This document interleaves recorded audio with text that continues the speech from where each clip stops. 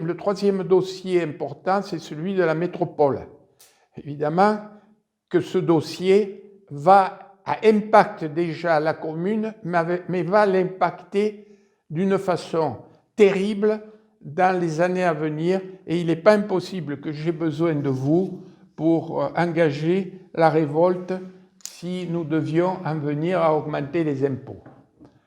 Donc, de longue date, je vous ai informé de la débâcle totale de cette monstropole avec un endettement de plus de 4 milliards et donc un dysfonctionnement bureaucratique qui nous paralyse sur très nombreux dossiers. Alors, pour que vous compreniez cette situation, il faut savoir que le président de la République, qui est venu à Marseille récemment, à 2 reprises, a fixé au gouvernement les termes d'une loi qui s'appelle la loi 3DS, qui a pour vocation normalement la décentralisation, mais qui en fait c'est le contraire de ce qui va se passer. Donc dans cette loi, il y a un certain qui devrait être voté dans les jours à venir et avant les élections présidentielles, et je souhaite que ça ne puisse pas, le gouvernement, compte tenu des difficultés qu'il a au Parlement, qui n'ait pas le temps de voter cette loi de façon que le soit reporté.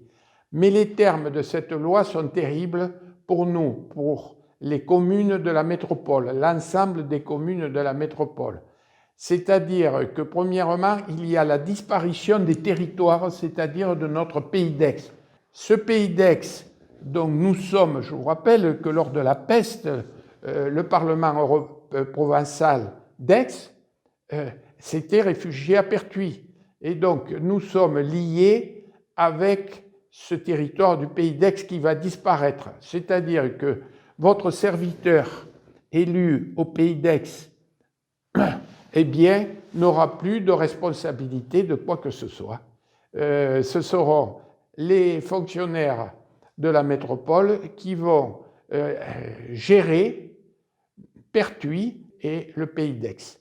Il en va de même de la réduction, voire la suppression d'une partie des finances, de nos finances, de nos impôts qui étaient encaissés par la métropole et qui étaient légalement reversés, compte tenu que cette fiscalité, elle est prévue pour être rétrocédée en partie aux communes, autrement elle n'aurait plus suffisamment de collecte pour exister. Eh bien, ça s'appelle l'allocation de compensation. Une partie de l'allocation de compensation va nous être récupérée par la métropole, et le président de la République l'a dit clairement, pour financer les transports marseillais.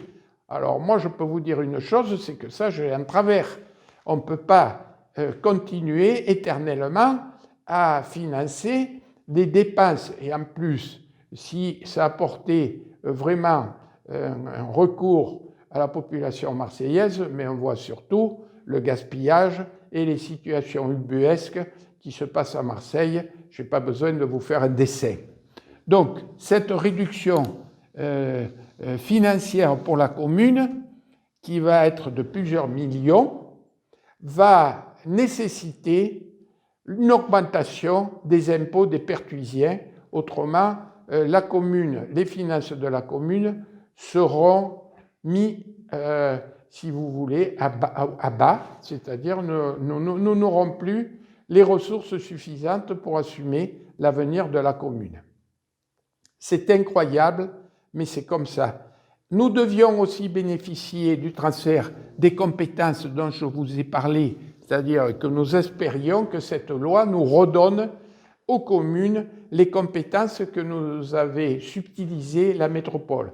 En matière de voirie, des rues, cimetières, l'Office du tourisme, le pluvial et surtout le PLU, malheureusement, cette loi, c'est le contraire. Donc, le président de la République, quand il est venu à Marseille, ma conclusion est de dire c'était des visites préélectorales et comme il le fait actuellement, de distribuer des sous à l'heure actuelle. Mais à Marseille, malheureusement, sur le milliard qu'il a dit qu'il allait donner, il n'y en a que 350 millions qui seront donnés par l'État. Le reste, ça sera ceux qui seront pris aux communes de la métropole. Donc vous voyez que l'État n'ouvre pas comme il se doit le robinet pour remonter la ville de Marseille, qui historiquement, puisque Paris et Lyon ont bénéficié lorsqu'ils sont rentrés en métropole de finances publiques. Donc, il n'est pas impossible que j'engage un référendum local pour dire que nous sommes, puisque la loi me le permet, que nous sommes contre une augmentation d'impôts destinée à la métropole. Voilà sur ce sujet que je voulais évoquer.